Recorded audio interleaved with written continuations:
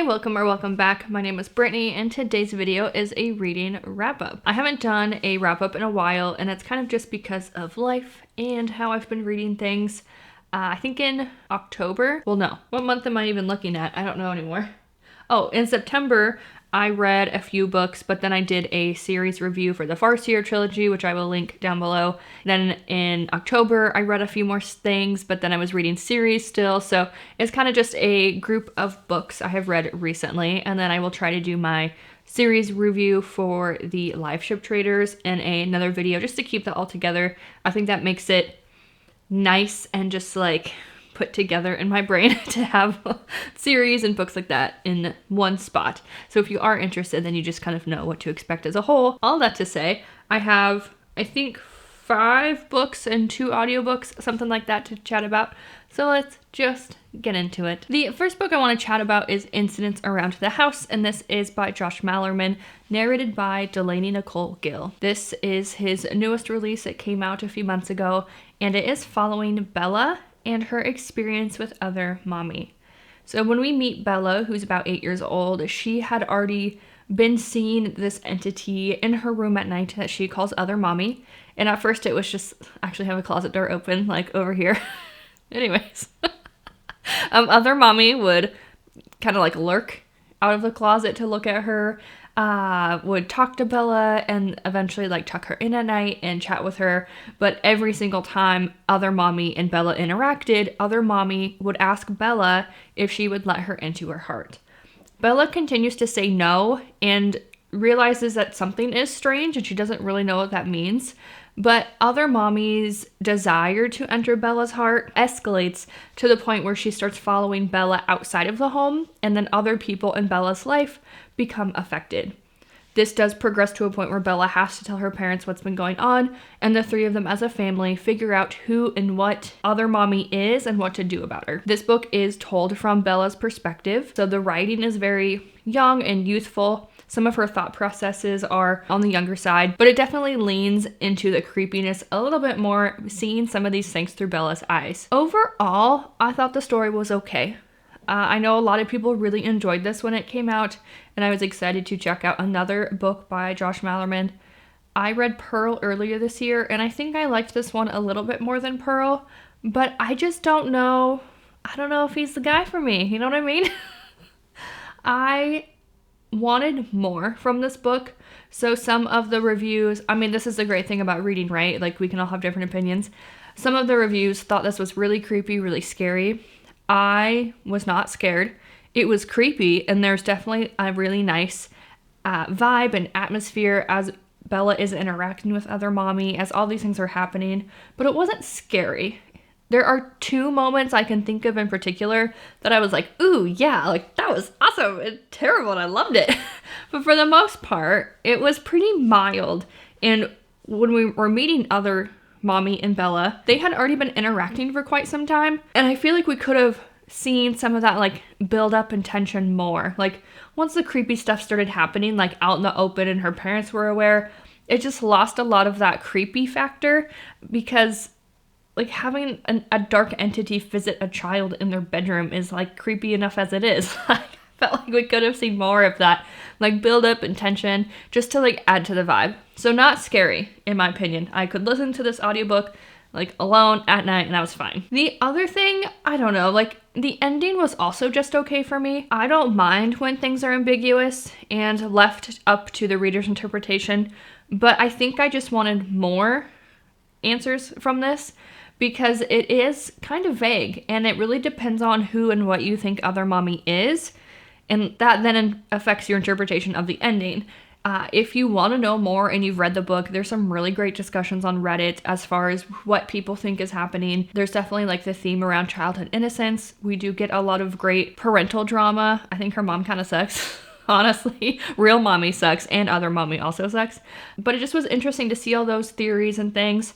I just found myself not as invested as it went on. And like the big reveal just like wasn't enough for me. And if you know kind of what this reveal is, like hopefully it doesn't sound bad. Because I understand for an 8-year-old child, that would be a very big deal to learn something like that. But for me, it just I don't know. There was just a lot going into it, and I can kind of see what was being done, but I didn't connect all the way, so I don't know. If you feel very strongly about Josh Malerman and there's something I like absolutely need to read, definitely let me know. But I think I'm okay, just kind of, giving him maybe one more chance.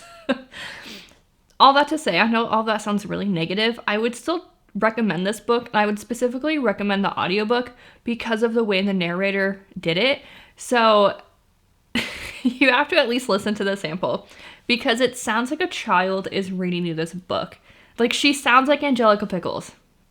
Like, other mommy's staring at me from the closet and like she wants to enter my heart. Like, she has like a higher pitched voice that sounds very young, and I think that just added a really cool layer. I never heard a narrator sound like a child before, so like that was interesting. And I think if they had had an adult reading the book, the really simple prose and like voice from Bella, just that younger voice, would have just come across kind of strange, because like an adult is going to say things and process stuff differently, obviously, than a child. And so just having a childlike voice read a childlike's thought processes and how they experience the world was really cool. It was a little drawing at first, not gonna lie, but it definitely added to like the creepy factor to have a child like reading this book. So I thought that was perfect for spooky season. All that said, if you do want to check it out, I do recommend the audiobook. The next audiobook I finished was A Sorceress Comes to Call by Teen Kingfisher, and this is a dual narration, which I always enjoy, with Eliza Foss and Jennifer Pickens. So this book follows loosely a reimagining of the Brothers Grimm's Goose Girl story.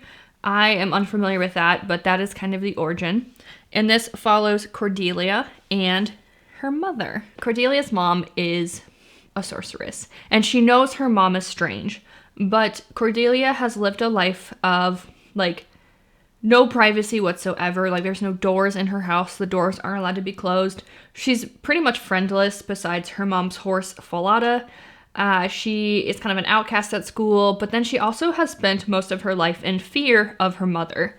So her mother is a sorceress, and if Cordelia disobeys her in any way, shape, or form, her mother can, like, physically like take over Cordelia's body. So things that she would think, say, like act. Like she's now essentially a puppet. So it has had a very profound effect on how Cordelia acts in the world, acts towards her mother, and just lives her life for fear of angering her mom and then being punished. Her mother really wants to be wealthy and kind of has her sights set on finding a wealthy man and either marrying him herself or like passing off Cordelia. Even though I think she's 12 or 14, they end up meeting a squire and they are rescued, if their carriage breaks down. There's this whole plot that gets them into this home, and the man of the house is just instantly smitten with Cordelia's mom, but his older sister Hester, who's about in her 50s, is like, no. Like, I see what's happening here. I love my brother, but he's kind of an idiot. And I can see that, like, this woman just wants him for his status in society and his money. So we get Cordelia and Hester's back and forth. It's interesting because Cordelia starts to really care for Hester and the other people in the home. But she is now starting to see, like, her mother's malicious behavior affect those people. And, like, she is a child herself and, like, doesn't really speak up and is able to just like handle these things as they happen to her. But when other people are involved, it definitely takes a darker turn. I thought this book was fine. I did enjoy it when I was listening. I think I missed like the main theme though, if I'm being honest. I was reading this as like a fantasy story and just like there for the fantasy tale, which was well done. But I watched another YouTuber review this book, Elliot Brooks. I'll link her stuff down below. I enjoy a lot of the things she says.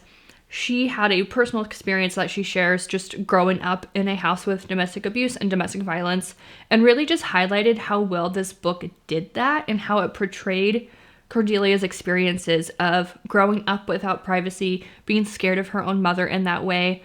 And so when I think back on that book with that extra information, it definitely helps just add another layer to the story. Whereas I was maybe just reading it at like surface value, like it's a fantasy retelling, cool, sounds great. But there definitely is a darker theme and just an interesting way to look at something realistic with a fantastical twist.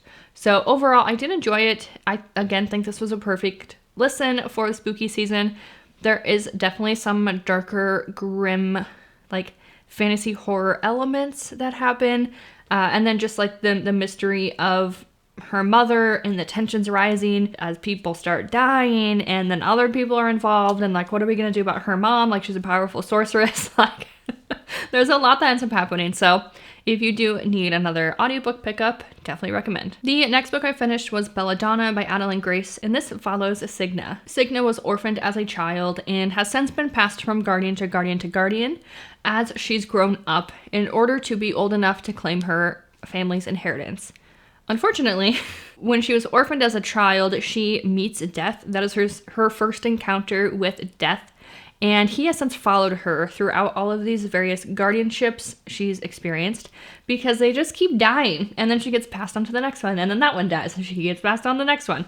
So she is at like her last opportunity for a guardian in order to like keep her essentially like safe because she's almost old enough to enter society officially, get her inheritance, and be on her own. But until then, it's improper, for a young single woman to be on her own and claim this inheritance.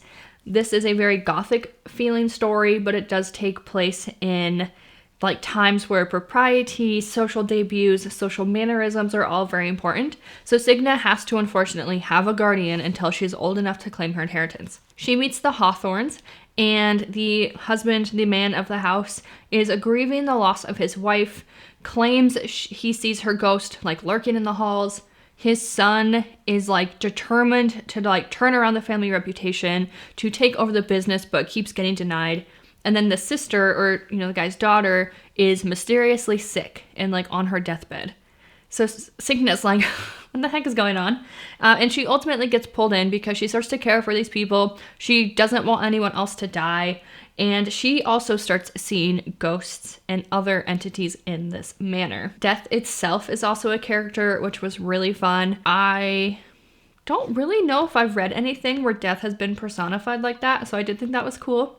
There's a bit of a love triangle. Like I said, it's very gothic. I mean, she takes Belladonna at times to commune with death and talk to him. They work together to try to solve what they think is the murder of Mrs. Hawthorne, and then try to prevent the daughter from dying also.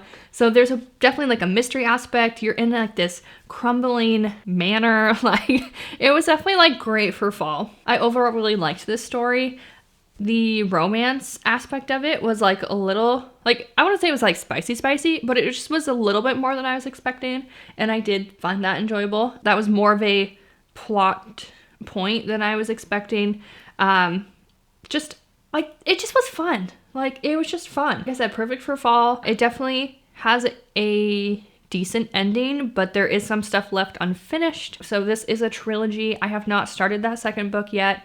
I would say I will get to it soon, but like, I have a stupid stack of books that I like can't help but keep adding to. So who knows when I'll get to it, but hopefully soon, because I really did enjoy this first book. The next book I want to chat about is The Unmothers, and this is a debut novel by Leslie J. Anderson. This is a folk horror mystery centering the town of Rayford. So our main character, Marshall, I think she just goes by her last name.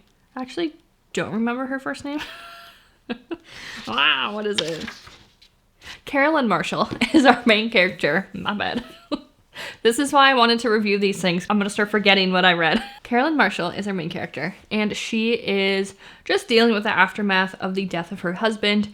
And so her employer, she's a journalist, they're like, hey, go investigate this like wacky little story in Rayford as like a way to like get back out there, like low stakes, weird story. Go check this out to try to, like reintegrate into life after loss. So the claim she's investigating is that a horse has given birth to a healthy human baby boy. So that was what hooked me. I know that sounds like pretty messed up, but I was like, done, sold. Like, this sounds weird. And this book was weird, but not in that way. If you catch my drift. She ends up meeting some of the townspeople, looking into that story, but ultimately she comes across 2 dead bodies, 1 horse and 1 human, and now a real story has unfolded. She digs into the different characters in the town, the different prejudices they have. This is a very small community, so a lot of their thoughts about the way things should be done and women and just life in general are maybe a little outdated and like insular. Like they all just kind of like have the same thought process. They all know one another, so there's also like just a lot of protecting each other, but there's definitely a darker, nefarious thing happening in this town. The vibe, again, was great. That's kind of why I picked it up for this time of year. It definitely had this nice, just eeriness, right? Like it's considered a folk horror mystery, and just some of the descriptions were very eerie in that way. I can tell Leslie J. Anderson was also a horse girl. Which she does acknowledge that she like grew up riding horses, because the way she writes about horses was also just really lovely. One thing that was interesting is that while Marshall is our main character, she's not our only main character. We actually get points of view from the father of the baby, his mother, other girls in the town, a couple maybe like bad people. We do get their perspectives, which I think was interesting. One of the officers who is investigating some of this stuff. So we do actually bounce around a lot more than I thought we would. This was not necessarily a book problem, but a me problem. I read this book over like maybe a 2-week time frame. And I think this is just one of those stories that if you can just sit and read it in a couple days, I would. Because I kept like starting and stopping and like starting and stopping, the story just felt kind of slow. But I think if you just read it, it would flow a lot better. You would stay really immersed in the town of Rayford and just be sucked into this mysterious, eerie, creepy small town. Overall, I really liked this. As a debut, I feel like it was really well done. It was weird, it was creepy. I mean, there's horses, like, I don't know what else to say. But I did like it, so I'm excited to see what else she comes out with. So I actually finished this one today. This is The Snow Child by Ewan Ivey. I put this on my winter TBR. I got it in the mail from Pango, like, the day it snowed, so I started it immediately. It was great. But this is about an older couple, Mabel and Jack, and they had experienced a child loss. Probably, I think, in her 40s. They are now 50, and they've moved away from their hometown where they got married and everything to Homestead in Alaska as a way to, like, start over. And this is taking place in the 1920s. The author herself is from Alaska, which is pretty cool. So I think the descriptions of just the wilderness, their homesteading lifestyle, just all the wildlife was really well done, and I found that I connected to a lot of that. This book was sad, and I knew that it was going to be sad going into it. So just know, it very much just deals with child loss, but also just the loss of wanting to have a child and not being able to, and seeing other people with children. And can you still be a parent to someone even if, like, you're not blood related? So those are definitely parts of this book. The main plot is that one night Mabel and Jack make a snow daughter, a snow child, during a snowstorm, a little snowman, and they put little mittens on and like put little like berries to give her lips and just like make this little child, right? The next day they start seeing a blonde-haired girl running through the woods. And this is very much inspired by a Russian fairy tale, The Snow Maiden. So that was where the author got her inspiration from, and like took her own experiences, Alaska, and just put all this together in this lovely little book. I really did enjoy this. I think this is a great pickup before snowy time if you have snow where you live. And also just like the themes it explored, if that is something you're interested in, I think you would really connect to that. I like honestly cried on the first page. Like instant tears. It's fine. But it was really good. It was just like very sad at the same time. I really liked Mabel and Jack as characters. We meet another family in here, and they just were really lovely to see, like, friendships form and Mabel come into her own, because when they homestead and when they move up to Alaska, like, she was more of like your prim proper city girl, and this was also a time when it was like, why are you going to Alaska to homestead? Like, Mabel can't do that, but she ends up becoming like quite the Alaska woman herself. So all in all, I really liked this. It was a pretty quick read as well, but also very beautiful in its writing. So just a lovely little story. Okay, we gotta talk about Piranesi. We have to talk. So I also had this on my winter TBR, kind of fallish list of things to get to before the end of the year. And one thing I mentioned is that this book is always pitched as it's weird, it's strange, it's lovely, like you're gonna love it, just go in blind, which I usually can agree with. There are quite a few books where I feel like the experience of just going in without knowing much can really make your experience better. I think that did me a disservice, and I also feel like the hype around this book affected my reading experience and overall enjoyment. So, first off, one thing I had wrong going into this book was that this is Piranesi. This little cute guy is not Piranesi. So I was instantly disappointed to learn Piranesi is a human. So just know that this is representing a statue. There are statues in this world, in this book, and this is one of them, not the main character. Was honestly bummed that our main character is not a half-goat man. Honestly. Like, first thing I got wrong. This does follow, I feel like I just need to tell you a little bit more what it's about. So this does follow Piranesi, and he is in what people always say is a house, and it's not a house in the traditional sense. Like, it is not like a house. It is a house in that it's someplace he lives, but it is not a house. How I picture it is this vast area where you have, I almost picture like these giant like marble halls, like long hallways, like 20 feet tall hallways, and then there's these grand rooms with like arches, and there's like statues all over them, like everything's marble and white, and then there's this ocean that also is like in this area. So like some of the like stairs are broken, there's holes in the wall, it's also crumbling at the same time as it is very grand. And there's an ocean, and it has different tides, and like Piranesi can fish, he can hunt, like there's birds, and there's the other, so there's Piranesi and the other, who he refers to as the other because it's not him, it's the other guy. There's the other that also lives in this building, because it's not like a house, you know what I mean? Anyways, no, I'm being like a little nitpicky here, but he lives in this grand place, and his story is told through journal entries. One thing I did really like is I thought the writing was just very pretty. And honestly, like, I think I want to start all of my journal entries the way Piranesi does. This is how he, like, dates everything. Entry 4, the first day of the 5th month in the year the albatross came to the southwestern halls. Like, I think that would be fun to just do my journals that way. But, okay. Here's where my problem is. This is also pitched as a fantasy book, and I also think that's a little misleading because while it is fantastical, there are a lot of modern elements in here, and I just don't love modern things in my fantasy. It's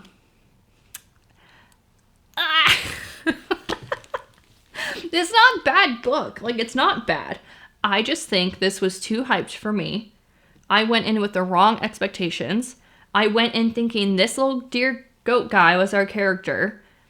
And, like, he wasn't. That wasn't the story. And I think my main problem with this is we, as a reader, figure out what's happening within the first 100 pages. And the rest of it is waiting for Piranesi to catch up.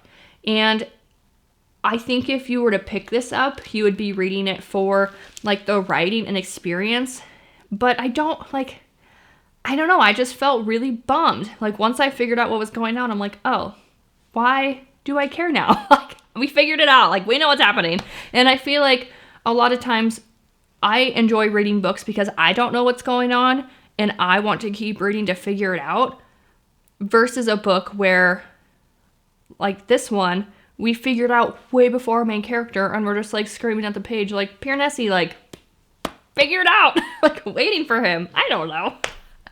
I'm really not, like, trying to rant about this, but I do feel like the hype got to me. Not knowing what it was about, like I said, did me a disservice.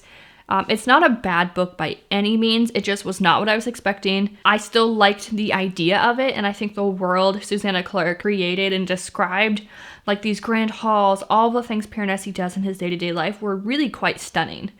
But, alas, I was a little disappointed, and I am sorry if you love Piranesi so much.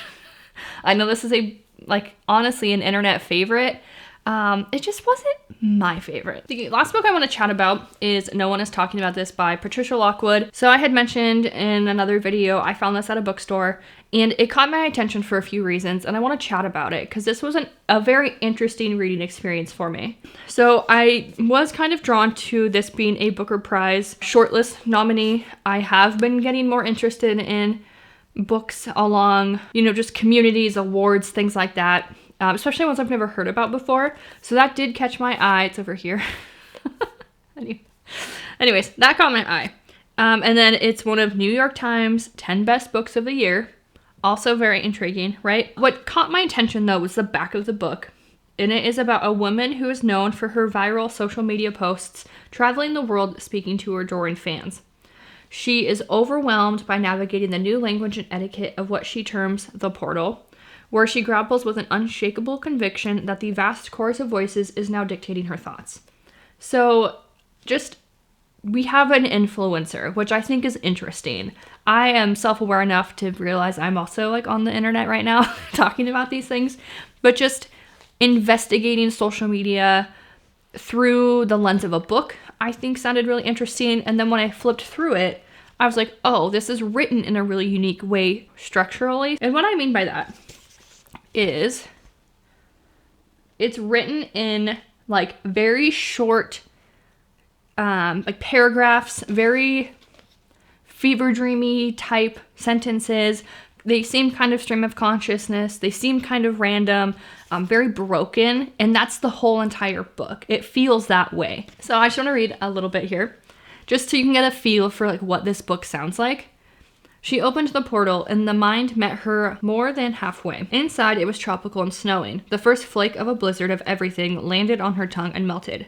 Close-ups of nail art, a pebble from outer space, a tarantula's compound eyes, a storm like canned peaches on the surface of Jupiter, Van Gogh's The Potato Eaters, a chihuahua perched on a man's erection, the garage door spray painted with the words, "Stop, don't email my wife."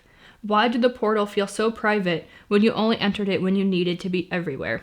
So that like first page just kind of hooked me because I'm like, what the hell does any of that mean?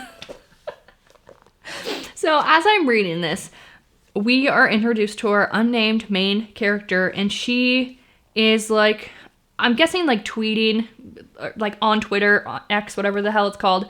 I never really got into Twitter as social media, but I've seen some reviews refer to this writing as like Twitter poetry, and that's very much what it feels like. So she's going along, and through all of these interesting things that Patricia has written, you're able to discern that this main character spends a lot of time online, how it is affecting her mental health.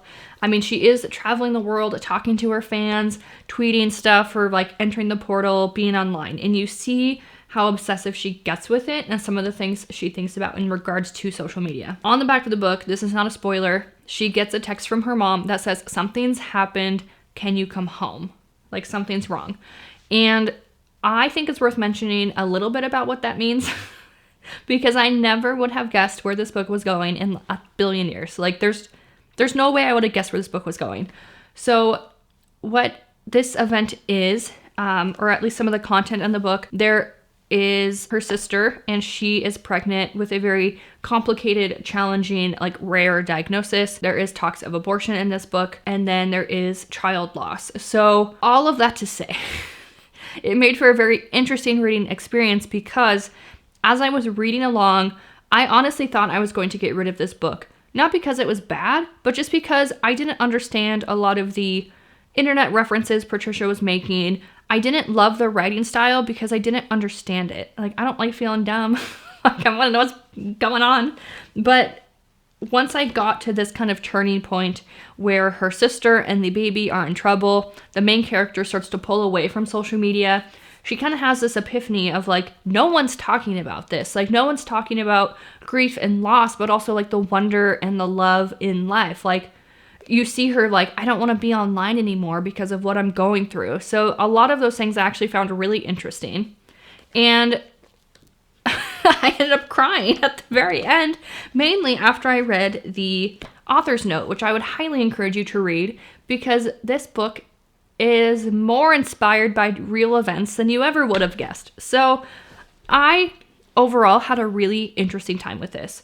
One thing I will mention is I found this Reddit post where someone takes, like, even on this first page, takes some of the things she says, like the garage door spray painted with don't email my wife, the Chihuahua, like things like that. They are all references to things in memes and internet culture. So if you are like chronicling online is a phrase I saw in a lot of reviews, you would pick up on more of that. But because I didn't know a lot of those things, I did struggle with comprehension a little bit. But I can appreciate like what she was doing. And I think the real life influence for the story, just, I don't know, I feel like this book said a lot and did a lot, and I was not expecting it. And then I was not expecting to go from like wanting to like unhaul it to like crying and like, do I need to reread this? Like, what's happening? It was a trip. It was a wild time. Oh, it was good though. It was great. So that is it, you guys. That is my reading wrap up for the last couple months. Have you read anything wonderful? Tell me down below. I'm always looking to add stuff to my TBR list. You know how it goes. Us readers, we can never stop. I hope you have a great day. Thanks for hanging out with me, and I will see you in the next one. Bye.